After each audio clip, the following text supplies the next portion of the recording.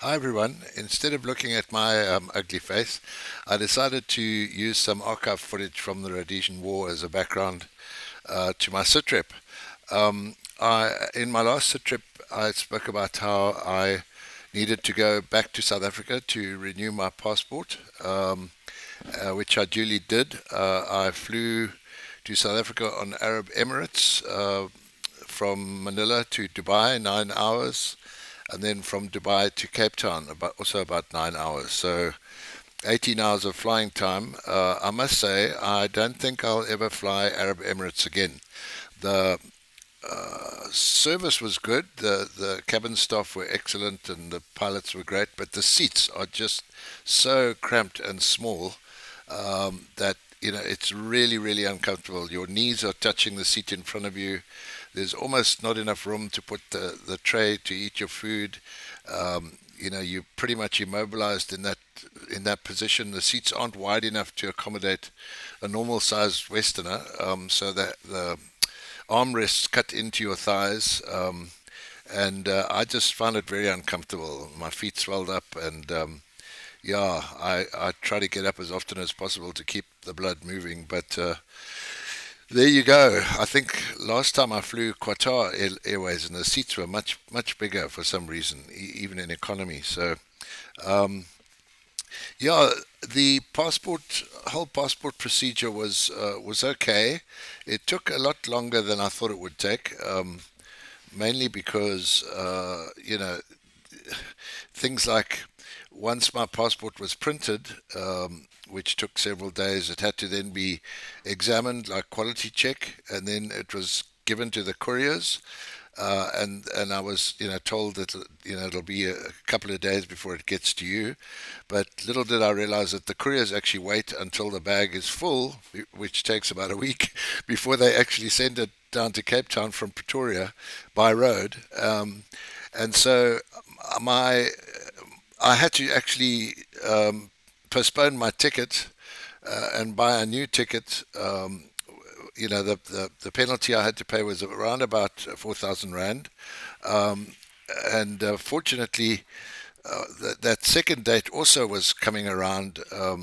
And I hadn't received my passport yet, but I finally did receive my passport exactly one day, the day before I was supposed to fly. So I was able to make the trip back to Manila, also on Arab Emirates. For some reason, the flying time was a little bit less going the other way around the world, so I'm not sure how that works, but there you go. I really want to thank some people. I want to thank Kevin Creasy for being a wonderful host and for inviting me to stay in his lovely home in Gordons Bay, overlooking Bikini Beach, up on the mountainside there below Steenbras Dam. And thank you so much, Kevin. Much appreciated, brother. You're a wonderful host and looked after me with great care. Um, Other people I want to thank who really made this trip possible from a financial perspective were Loris Passon, who I was also able to meet up with, Ian Thompson, Jim Schneeberger, Alan Potgieter, and Richard Smallman. Thank you, guys. Thank you from the bottom of my heart. You really made this trip possible.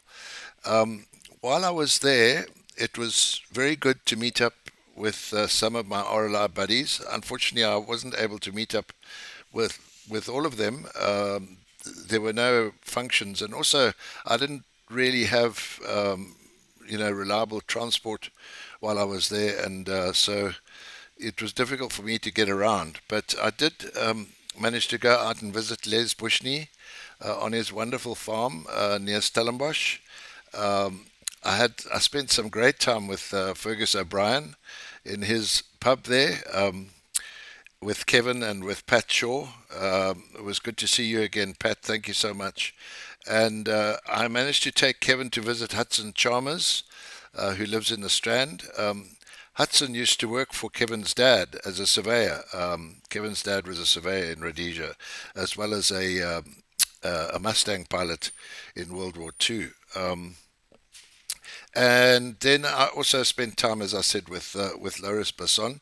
So yeah, I was able to meet up with some of my RLR buddies. And, someone asked me, what do I really miss about South Africa? I must say, my friendships with my army buddies is the thing that I miss most about South Africa. And biltong, of course. um, so, yeah, I wanted to say what's coming up next. We have a few sort of series of talks that are hanging in the air. And so the next one I want to publish, which I'm going to try and do in the next couple of days, is Jim Schneeberger on Op Miracle. And I'm really looking forward to doing that one on Jim. I've started it already, and hopefully I will publish in the next few days. Um, Something that has been very much on my mind is how to deal with this channel once I pass on. In other words, dealing with the problem of legacy. Who is best suited to take over this channel? Obviously, I don't think that it should be somebody of our generation or of my generation, because if I pop off soon, then you're also going to pop off soon. So um, I think it's got to be someone of a younger generation who loves Rhodesia, whose father or mother were in the Rhodesian Armed Services, and I would like you very much to give that some thought.